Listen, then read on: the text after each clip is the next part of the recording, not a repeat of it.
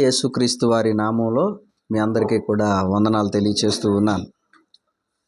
పరిశుద్ధ గ్రంథములో తిమోతికి రాసిన మొదటి పత్రికలో 3వ అధ్యాయములో 15వ వచనములో మనం చూసినప్పుడు అక్కడ రాయబడిన మాట నేను మీకు చదివి వినిపిస్తాను, శ్రద్ధగా వినండి. అక్కడ ఏమని రాయబడి ఉందంటే, దేవుని మందిరములో అనగా జీవం కలిగిన దేవుని సంఘములో జనులు ఎలాగూ ప్రవర్తింపవలెనో అది నీకు తెలియవలెనని ఈ సంగతులు నీకు వ్రాయుచున్నాను అని చెప్పబడింది. జీవము కలిగిన దేవుని సంఘము, దేవుని సంఘములో ఎవరుంటారో, సంఘము అనంటే రక్షించబడినటువంటి విశ్వాసుల యొక్క సమూహము అని అర్థం. సంఘము అనంటే క్రీస్తు యొక్క శరీరము అని అర్థం. సంఘము అనంటే ప్రభు కొరకు ప్రతిష్ఠించుకున్నటువంటి విశ్వాసుల యొక్క గుంపు అని అర్థం.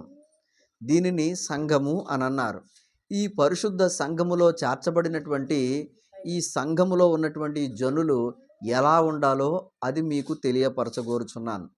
కాబట్టి సంఘంలో చేర్చబడిన తర్వాత కూడా నేను ఇంతకు ముందు ఉన్నట్లుగా లోకంలో ఇంతకుముందు ఎలా జీవించానో అలాగే సంఘంలో కూడా ఉంటాను అని అంటే వాక్యం దానికి ఒప్పుకుంటలేదు. ఇంతకుముందు లోకంలో ఉన్నప్పుడు నేను చెడు మాట్లాడాను, చెడుగా ప్రవర్తించాను, లోకానుసారంగా జీవించాను, ఇష్టం వచ్చినట్లుగా నాకు నచ్చినట్లుగా నేను ప్రవర్తించేవారిని. అయితే ఇక్కడ కూడా అలాగే ఉంటాను అని అంటే దానికి దేవుని వాక్యం ఏమాత్రం కూడా అనుమతించట్లేదు. ఒకసారి మనం రక్షించబడిన తర్వాత, మన ప్రభు అయిన యేసుక్రీస్తు వారిని విశ్వాసం ఉంచిన తర్వాత, బాప్తీసం పొంది మనందరము సంఘముగా విశ్వాసుల గుంపుగా కొనసాగుతున్నటువంటి మనందరము కూడా దేవుడు చెప్పిన ప్రకారంగా సంఘంలో మనం ఉండాలి. హల్లెలూయా. కాబట్టి సంఘంలో చేర్చబడిన తర్వాత కూడా ఇష్టానుసారంగా జీవిస్తాను అని అంటే, లేదు లోకంలో ఇంతకుముందు నేను ఎలా జీవించానో అలాగే ఉంటాను అని అంటే దానికి దేవుడు కానీ దేవుని వాక్యము కానీ ఏమాత్రము ఒప్పుకుంటలేదనే సంగతి మీకు జ్ఞాపకం చేస్తున్నాను.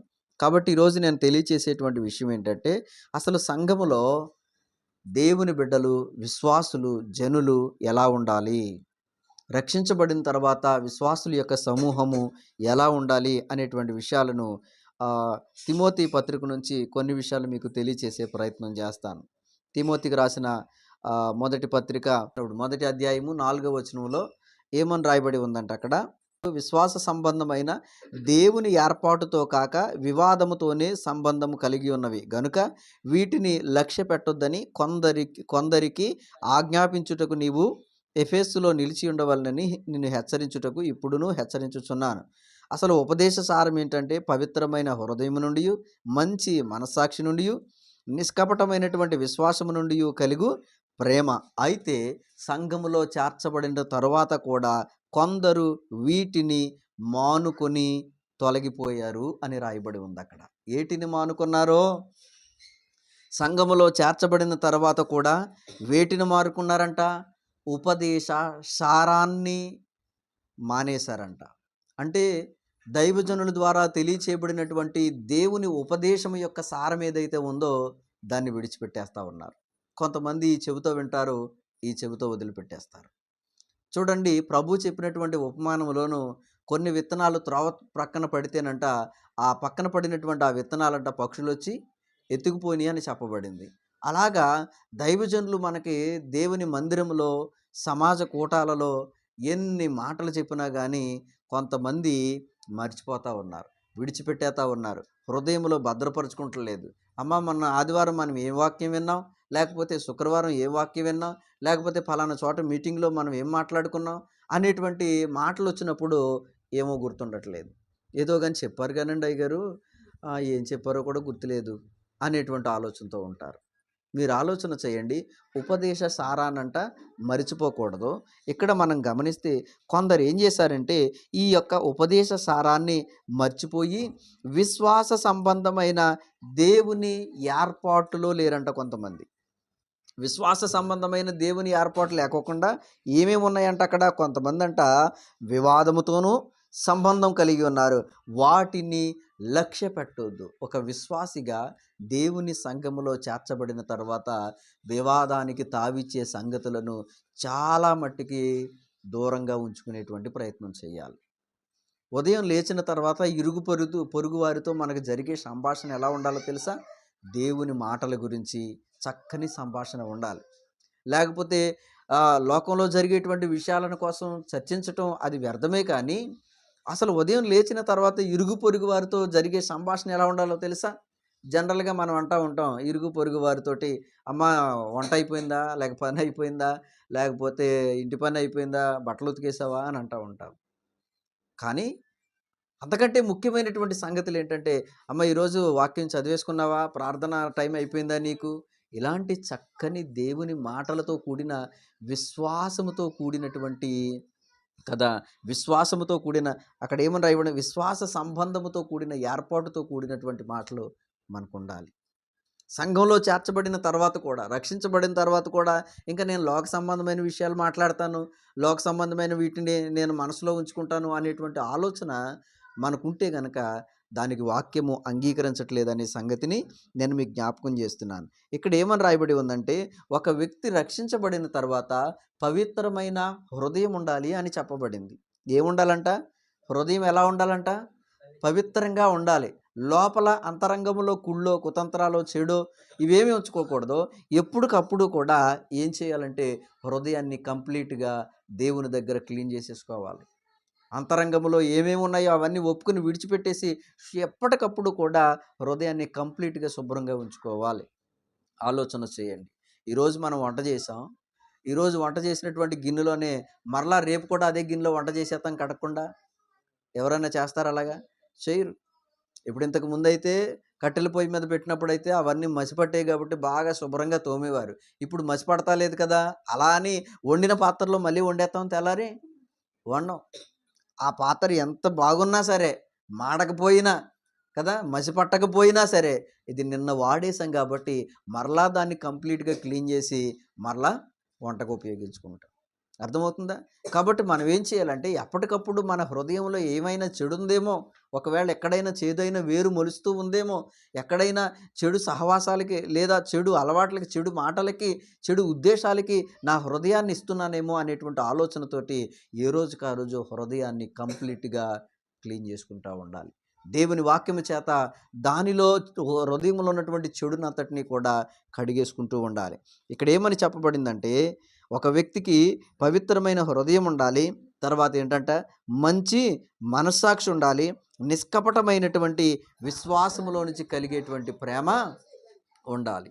ఏంటంట, నిష్కపటమైన విశ్వాసములో నుంచి కలిగేటువంటి ప్రేమ ఉండాలి అని చెప్పబడింది. కానీ అక్కడ ఏం రాయబడి ఉందంటే, కొందరు వీటిని మానుకొని ఏం చేశారంట, నిష్ప్రయోజనమైన ముచ్చట్లకు తిరిగిరి అని చెప్పబడింది. 7వ వచనంలో చివరిలో ఏమని రాయబడి ఉంది? నిష్ప్రయోజనమైన ముచ్చట్లకు తిరిగారంట. ఎవరో? ఈ పత్రిక ఎవరికి రాస్తూ ఉన్నారు? తిమోతికి రాశారు.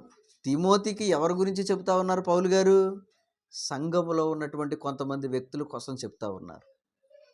సంఘములో ఉన్నటువంటి కొంతమంది వ్యక్తులు ఏం చేస్తున్నారంటే, ఉపదేశ సారాన్ని మరిచిపోయి పవిత్రమైన హృదయాన్ని విడిచిపెట్టేసి ఇంకా ఆలోచన చేస్తే కనుక మంచి మనస్సాక్షి లేకుండా నిష్కపటమైనటువంటి విశ్వాసములోంచి కలిగే ప్రేమను విడిచిపెట్టి కొందరు వీటన్నిటినీ మానుకొని నిష్ప్రయోజనమైనటువంటి ముచ్చట్లంట. నిష్ప్రయోజనం అంటే ఎందుకు పనికిరాని మాటలు. నిష్ప్రయోజనం, దానివల్ల ఏమీ కలిసి వచ్చేది ఉండదు. అర్థమవుతుందా? దేవుని మాటలు సంభాషిస్తే కనీసం విశ్వాసం అన్నా కలుగుతుంది. ఏ విధమైనటువంటి ప్రయోజనము లేనటువంటి నిష్ప్రయోజనమైనటువంటి ముచ్చట్లు పెట్టుకుంటూ ఉంటాం, వాటికి ఇష్టపడతా ఉంటాం. కాబట్టి ఒక విశ్వాసిగా నీవు దేవుని సంఘములో చేర్చబడిన తర్వాత ఏమని రాయబడి ఉందంటే, నిష్ప్రయోజనమైన ముచ్చట్లను విడిచిపెట్టాలి, విశ్వాస సంబంధమైన దేవుని ఏర్పాట్లో నీవు ఉండాలి అని చెప్పబడింది. ఇంకా ఆలోచన చేస్తే మరికొన్ని విషయాలు లోతుగా ఆలోచన చేస్తే, తిమోతికి మొదటి పత్రికలోనే ఇక్కడ మొదటి అధ్యాయము 19వ వచనంలో కూడా ఒక మాట చెప్పబడింది. ఏమని రాయబడి ఉంది? చదవండి తల్లి. మనస్సాక్షిని కొందరు త్రోసివేసి విశ్వాస విషయమై ఓడ బద్దలైపోయిన వారి వలె చెడి ఉన్నారు. ఇక్కడ ఆలోచన చేయండి. కొందరు అన్నారు. ఈ మాట గుర్తుపెట్టుకోండి. నేను ఎన్ని రెఫరెన్స్‌లు చూపించినా కొందరు అనే మాట చూపిస్తాను. ఎందుకంటే అందరూ కాదు. సంఘంలో అందరూ అలా లేరు. కొందరు అన్నారు. అంటే సంఘములో మంచివాళ్ళు ఉన్నారు. కొందరు చెడ్డవాళ్ళు కూడా ఉన్నారు. కాబట్టి కొందరు అన్నారు. ఇక్కడ కూడా మీరు చదువుకున్నారు. ఇక్కడ కొందరు వీటిని మానుకుని అని అన్నారు. నిష్ప్రయోజనమైన ముచ్చట్ల వైపు తిరిగారు అన్నారు. ఇక్కడ కొంతమంది ఏం చేశారంట, మనస్సాక్షిని త్రోసిపుచ్చారంట. ఏం చేశారు? మనస్సాక్షిని త్రోసిపుచ్చటం అంటే తెలుసా?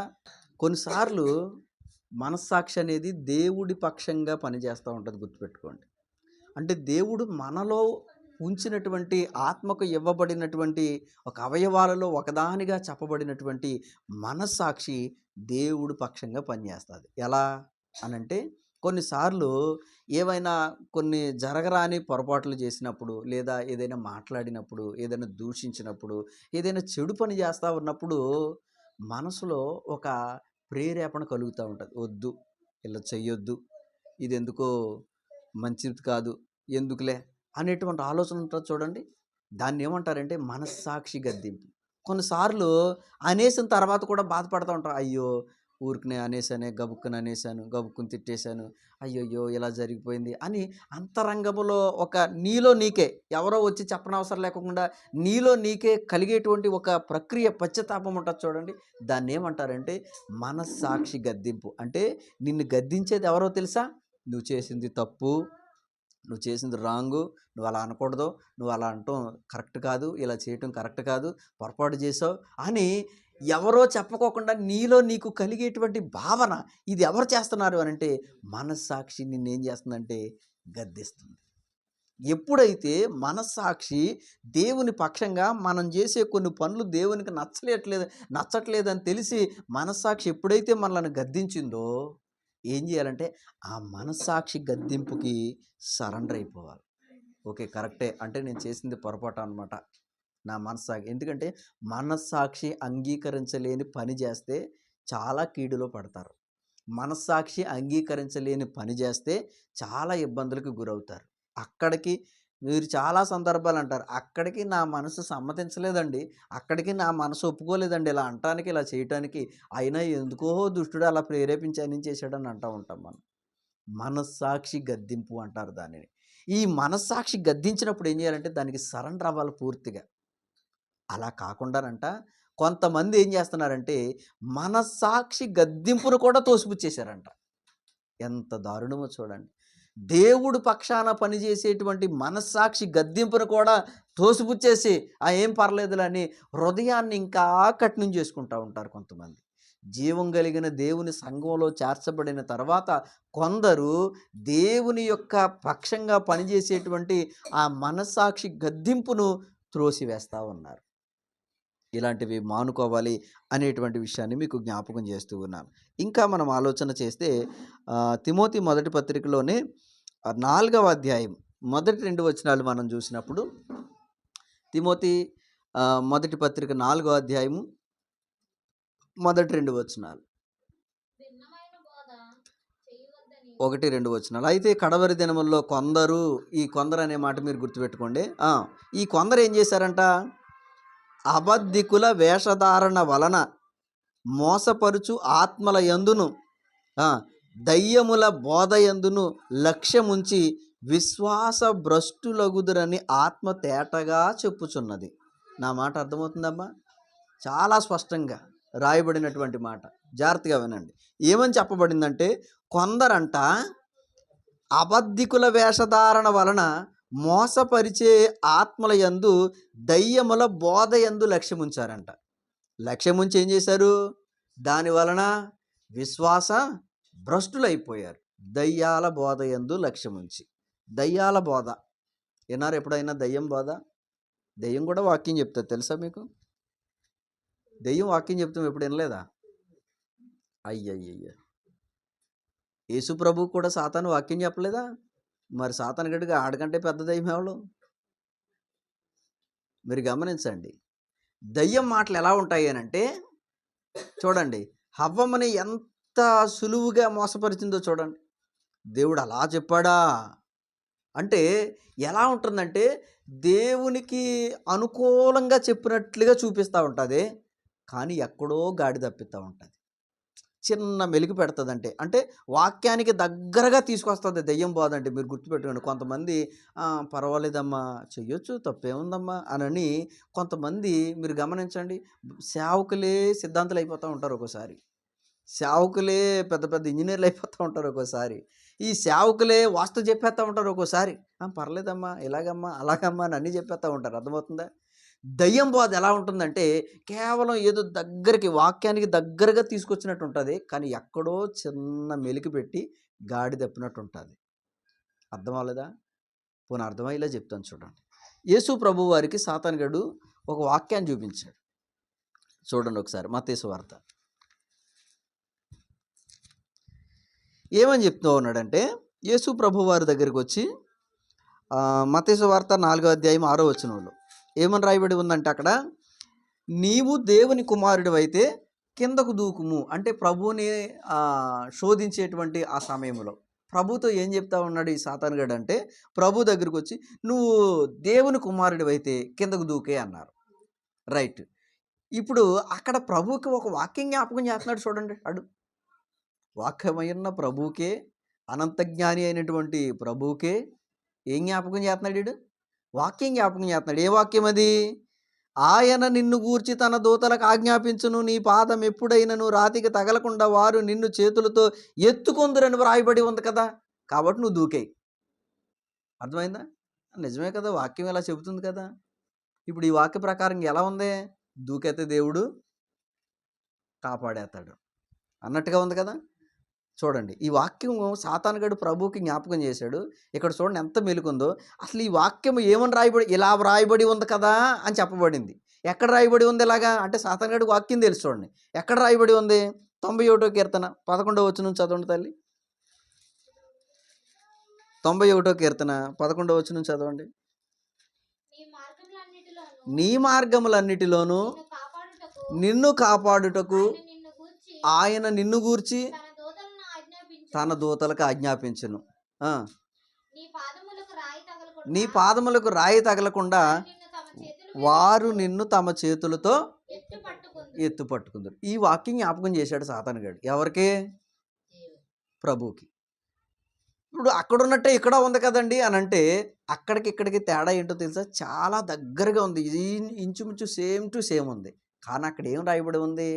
నీ మార్గములన్నిటిలో అన్నారు. మార్గం అంటే ఏంటి? మనం వెళ్ళే ప్రయాణం, మనం చేసేటువంటి ప్రయాణం.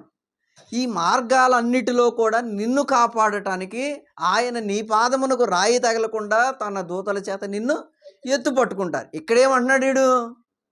మార్గాలన్నిటిలో నన్ను అక్కడ ఉంటే ఇక్కడేమంటున్నాడు? దూకే అన్నాడు. దూకేతే పట్టుకుంటానని ఉంది అక్కడ.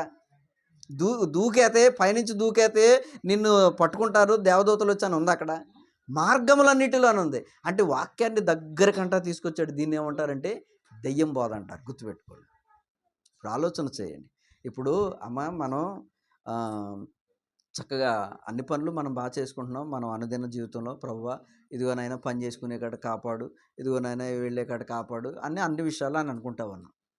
ఇప్పుడు కాపాడతాడు, దేవుడు కాపాడతాడు కదా అని కళ్ళు మూసుకుని బండితోలేమో ఇంకో కాపాడతాడా? ఇప్పుడు దేవుడు కాపాడతాడు కదా అని చెప్పులు లేకోకుండా కరెంటు బోర్డులో ఏలు పెట్టావు ఇంకో కాపాడతాడా? చెప్పండి అమ్మా. కాపాడతాడు ఎప్పుడు? నీ పనిని నువ్వు యథావిధిగా జీవనోపాధి పనిని యథావిధిగా చేసుకుంటా ఉంటే దుష్టుడు కల్పించేటువంటి కీడుల్లో నుంచి దేవుడు నిన్ను తప్పిస్తూ కాపాడుతూ ఉంటాడు. అంతేగాని నువ్వు పనిగట్టుకుని వెళ్ళి దేవుడు కాపాడతాడు కదా అని కళ్ళు మూసుకుని బండి తోలితే కాపాడతాడా దేవుడు? అబ్బా దేవుడు నన్ను కాపాడేస్తాడు కదని 120, 130లో వెళ్తే దేవుడు కాపాడతాడా? దాన్ని స్వయంకృత అపరాధం అంటారు. అది నువ్వు చేసుకున్నటువంటి తప్పు అది. అర్థమవుతుందా? ఇప్పుడు సాతానుగాడు వచ్చి ఏమంటాడు తెలుసా? నీ దేవుడు నిన్ను కాపాడేస్తాడు కదా, ఇంకేంటి? ఇప్పుడు ఈ మధ్యలో చాలామంది అలాగే అంటూ ఉంటారు కొంతమంది. మీ దేవుడు నిన్ను కాపాడేస్తాడు కదా, ఏది ఈ విషం తాగి చూపించు అని అంటాడు. పాముల్ని ఎత్తుపట్టుకున్నారు కదా అపోస్తులు, ఇదిగో నేను పాముని తీసుకొస్తాను, పాముతో కరిపించుకో, నీ దేవుడు నిన్ను కాపాడతాడు కదా. పొరపాటున నడిచే దారిలో కరిసిందనుకో దేవుడు కాపాడతాడు. అర్థమవుతుందా? అంతేగాని పనిగట్టుకుని పాము పొట్టలో చెయ్యటం లేదా పాము చేత కరిపించుకుంటే కాపాడతాడా? ఇది ఎలా ఉంటుందంటే దయ్యాల బోధ. చాలామంది దీనిలో పడిపోయి నిజమే కదా! దేవుడు ఎలాగైనా కాపాడేస్తాడు కాబట్టి నా ఇష్టం వచ్చినట్టు నేను ఎలాగైనా జీవించేయొచ్చు అనేటువంటి ఆలోచనతోటి విశ్వాస భ్రష్టులైపోతున్నారు చాలామంది. గుర్తుపెట్టుకోండి. కొందరు దయ్యముల బోధ యందు లక్ష్యముంచి ఏం చేశారంట? విశ్వాస భ్రష్టులయ్యారు అని చెప్పబడింది. విశ్వాస భ్రష్టులైపోతా ఉన్నారు కొంతమంది. తర్వాత జీవం కలిగిన దేవుని సంఘములో జనులు ఎలా ఉండాలి అనేటువంటి విషయంలో మరికొన్ని విషయాలు మీకు జ్ఞాపకం చేసే ప్రయత్నం చేస్తూ ఉన్నాను. తిమోతి పత్రికలోనే 5వ అధ్యాయము 15వ వచనం చదువుతాలి. ఇక్కడ ఏమని రాయబడింది? మిమ్మల్ని గుర్తుపెట్టుకోమన్నాను. కొందరు అనే మాట మీకు జ్ఞాపకం చేస్తా ఉన్నాను కదా. ఇక్కడ కూడా ఎవరున్నారు? కొందరు. ఎందులో కొందరు? సంఘములో కొందరు. ఓకేనా? సంఘములో కొందరు ఏం చేశారంటమ్మా? త్రోవ నుండి తొలగిపోయి సాతాన్ని వెంబడించారు. ఎవరి కొందరు అనంటే పై వచనాల్లో చెప్పబడింది. ఎవరా కొందరు అనంటే ముఖ్యంగానంట యవ్వన స్త్రీలు వివాహం చేసుకుని పిల్లలు కని గృహ పరిపాలన జరిగించుచు నిందించుటకు విరోధికి అవకాశం ఇయ్యకుండవలనని కోరుచున్నాను. అంటే యవన ప్రాయంలోనికి వచ్చినటువంటి స్త్రీలంట సకాలములోనే వివాహము చేసుకుని గృహ పరిపాలన జరిగించుచు నిందించటానికి విరోధికి అవకాశం ఇవ్వకుండా ఉండాలి. అయితే కొందరు ఆ పని చెయ్యకుండా ఏం చేస్తున్నారో? త్రోవలో నుండి తొలగిపోయి సాతాన్ని వెంబడిస్తూ ఉన్నారు. ఆలోచన చేయండి. కాబట్టి ఈడు వచ్చినటువంటి యవ్వన బిడ్డలకి అనగా యవ్వన ప్రాయంలోనికి ప్రవేశపెట్టబడినటువంటి ఆ యవ్వన స్త్రీలకి సరైనటువంటి సమయంలో వివాహాన్ని చేయాలంట. ఎందుకంటే యవ్వన ప్రాయంలోనికి వచ్చినటువంటి ఆ యొక్క స్త్రీలకి సరైనటువంటి సమయంలో అంతకు తగ్గ బొంత అన్నట్టుగా చక్కగా వాళ్ళకి తగినటువంటి జోడీని చేసేయాలంతే.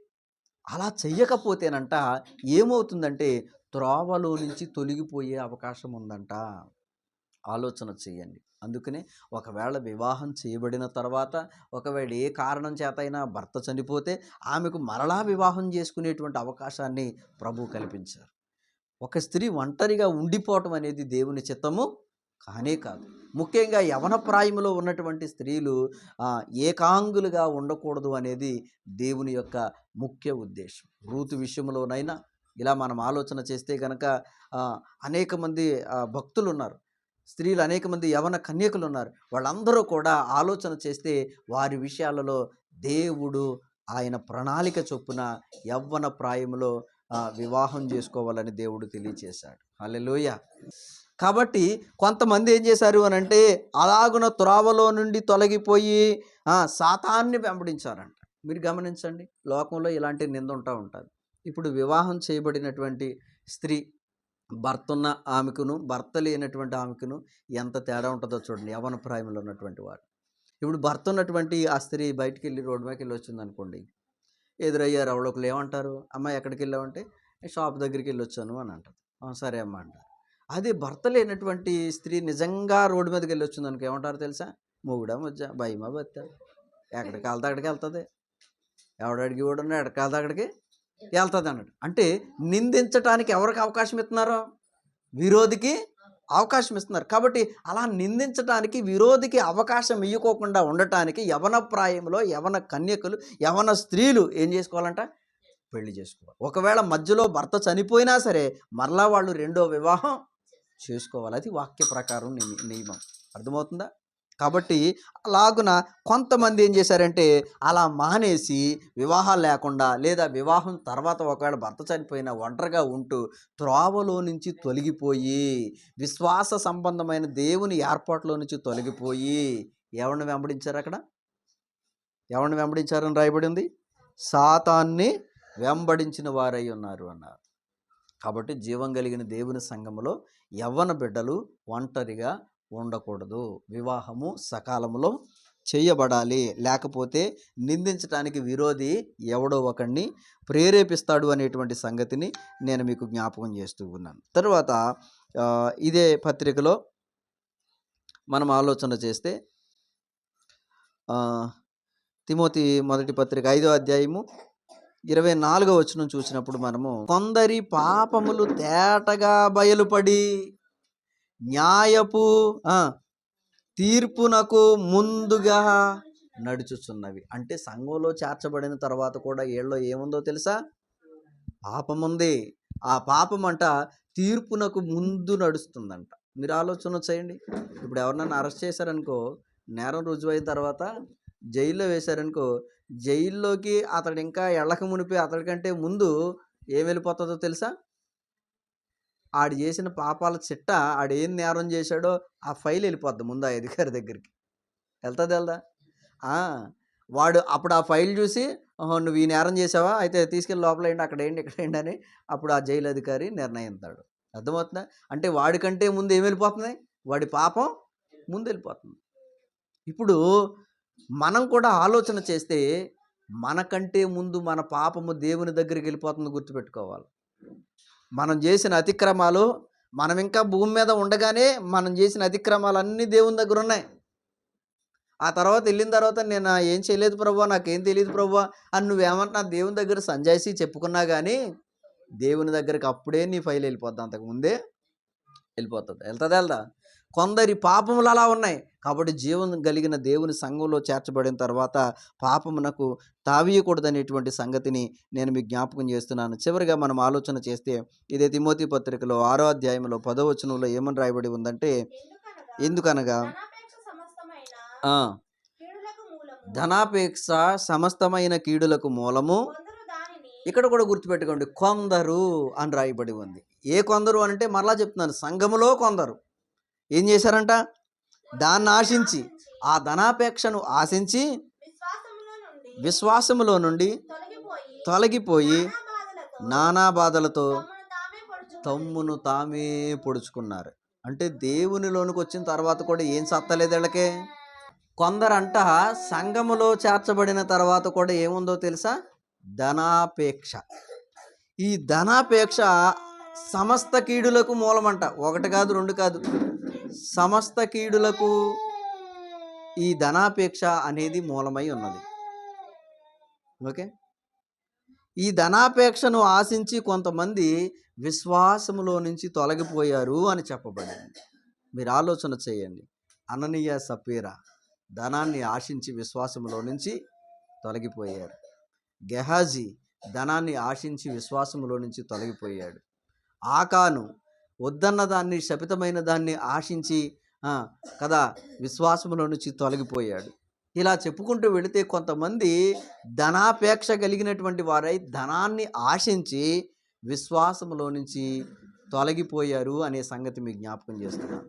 కాబట్టి జీవం కలిగిన దేవుని సంఘంలోకి వచ్చిన తర్వాత ఈ ధనాపేక్ష అనేది పూర్తిగా మనలో నుంచి తొలగిపోవాలి.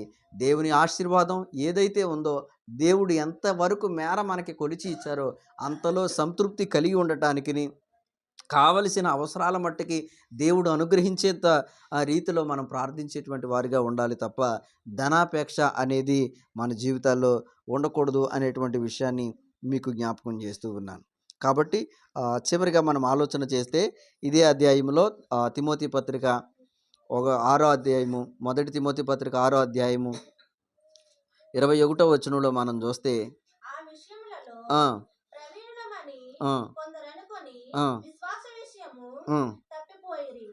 కొందరంట విశ్వాస విషయంలో తప్పిపోయారు. ఏ విషయంలో అంటే ఒక విషయంలో ప్రవీణులై ఉన్నారంట. ఏ విషయం అంటే పై వచనం చదువుతాయి 20.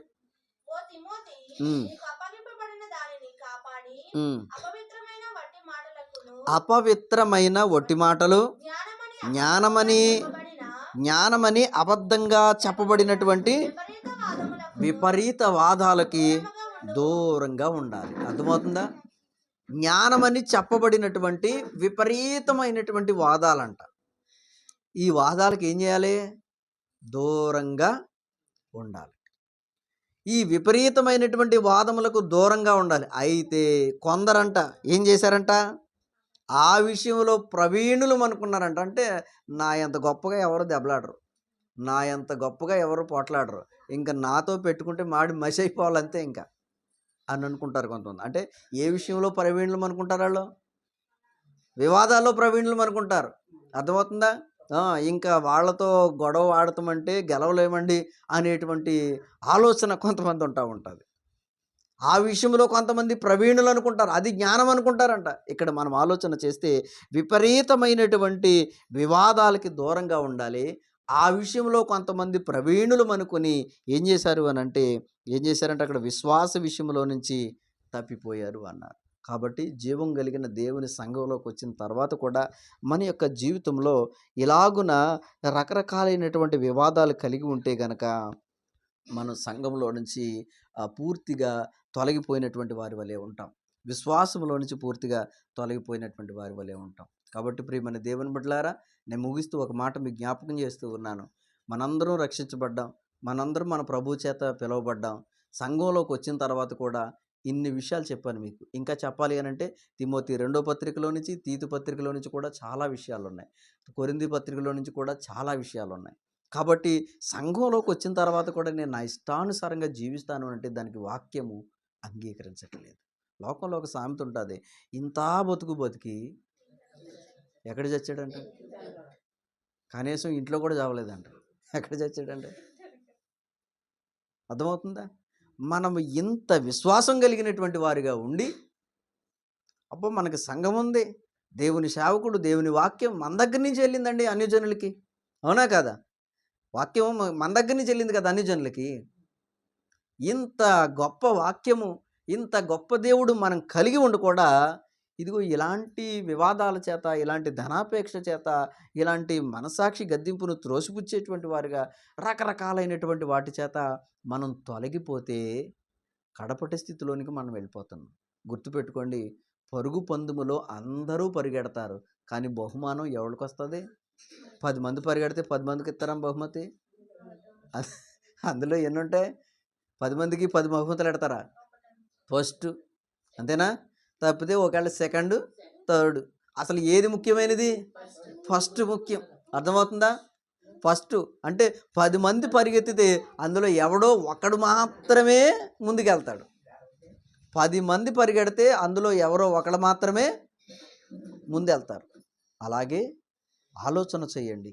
ఇంత విశ్వాసం కలిగి దేవుని సంఘంలో చేర్చబడిన తర్వాత కూడా మనం విడవబడితే, దేవుని చేత గెంటివేయబడితే, మీరెవరో నాకు తెలియదనంటే అంతకంటే భయంకరమైనటువంటి, అంతకంటే దారుణమైన, బాధాకరమైన సంగతి ఇంకోటి లేదు. కాబట్టి ప్రేమ కలిగిన వ్యక్తులుగా ఉండాలి. క్షమించేటువంటి వ్యక్తులుగా మీరుండాలి. ఆదరించే వ్యక్తులుగా మీరుండాలి. మీ మనసు పూర్తిగా నిష్కళంకంగా మారాలి. అర్థమవుతుందా? ప్రతి విధమైనటువంటి వివాదాలను విడిచిపెట్టేటువంటి వారిగా ఉండాలి. అలానే నేను ఏమీ రాకోకుండా, ఏమీ ఇలా జరగకోకుండా ఉండవని నేను అన్నాను. కానీ ప్రభు వైపు చూడాలి మనం. అర్థమవుతుందా? ఒక్కసారి ప్రభు వైపు కాకోకుండా లోకం వైపు చూస్తే మనకంటే వీళ్ళు ఎవరు లేరు. అర్థమవుతుందా? అవతలోళ్ళు తిడితే మనం తిట్టలేమా? డబల్ వాయించేస్తాం మనం ఏడాపేడ. అర్థమవుతుందా?